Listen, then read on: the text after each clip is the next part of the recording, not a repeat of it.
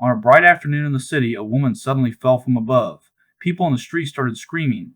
Before anyone could even process the horror, another woman followed, hitting the pavement just seconds later. It was chaos. The police were there in minutes. They went straight up to the 18th floor of the penthouse. After forcing the door open, they found a scene that was just bizarre.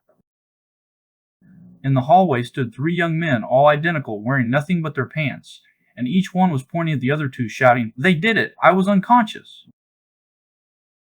Out on the massive balcony, the officers found the body of an older man floating face down in a swimming pool. The scene was a total mess, and the cops had a triple homicide on their hands with three identical suspects. So who were these people? The man who drowned in the pool was Richard Rothen, a millionaire worth about $100 million. The women who fell were his wife, Hannah, and their daughter, Crystal. To the world, they seemed like the perfect, happy family living a life of luxury. But Richard had a secret. 16 years earlier, he'd fathered identical triplet sons with another woman and had kept them hidden his whole life. When the boy's mother died a couple years back, he made some brief, awkward contact, but that was it. They were strangers to him. A few weeks ago, Richard was diagnosed with terminal cancer. Feeling a wave of deathbed guilt, he did something he'd never done before. He invited his three secret sons to his home to meet him before he died. He had no idea he was actually setting the stage for the end of his entire family.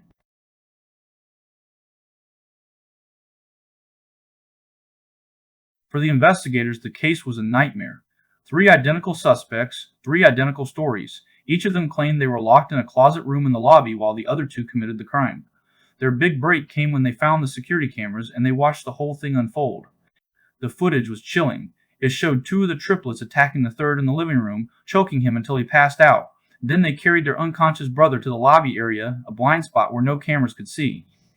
Minutes later, the two attackers walked out onto the balcony where Hannah and Crystal were sunbathing.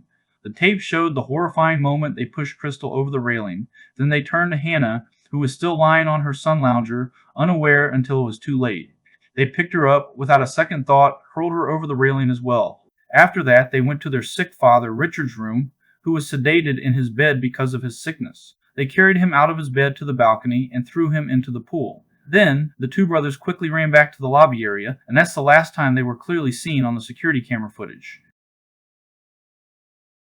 The case became a media circus nicknamed the Triplet Trial. It dragged on for over a year.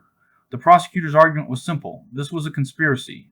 All three of them planned it together to get the inheritance. He explained how they eliminated the victims in a specific order. Crystal, then Hannah, then Richard, to cleverly wipe out the will and make themselves the only legal heirs. But the defense was even simpler. Each brother's lawyer just pointed at the other two. The video clearly showed two attackers, and their client was the third guy, the victim. The jury was confused. The video proved a crime happened, but it couldn't prove who did it beyond a reasonable doubt. With no way to be sure, the case completely fell apart. During that year, the triplets also turned 18. In the end, the judge had to let them go. The three brothers, now legal adults, walked out of court totally free and collected their $100 million inheritance.